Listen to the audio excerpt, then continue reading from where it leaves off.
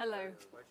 It is so lovely to see you. I know you're very busy today. Can I place you in front of that? And I hope you don't mind me asking this question about Her Majesty the Queen. People have obviously been concerned.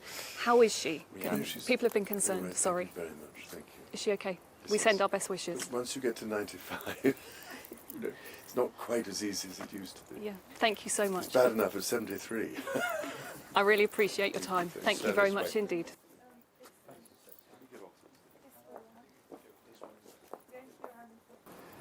Yes. I mean, always the difficulty, I think, with these exercises is how do you translate commitments into real action on the ground? And so often in the past there's been a problem with that.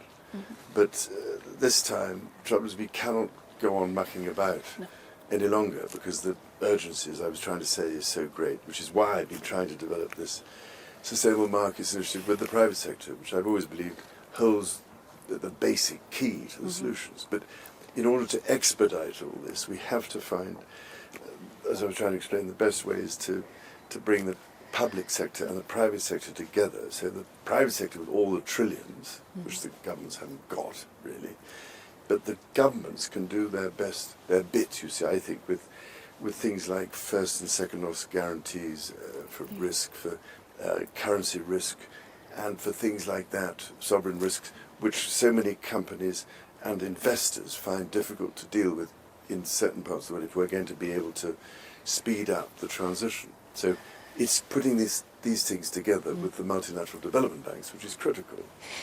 Obviously, the last day or so, you've been tapping into so many of those issues already here in Jordan. So water scarcity, I understand you were talking about water filtration in that meeting.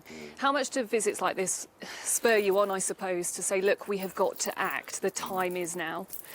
Well, very much, because, of course, here in this part of the world, they're so challenged on water issues and everything else, but it's water, food and energy, which are the critical areas here, as they are in many areas of the world. But what, of course, the investors are now looking for is the scale.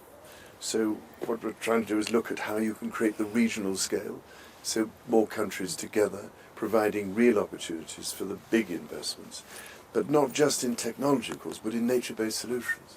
And there are an awful lot of very ingenious ideas now, which could be brought, to fruition.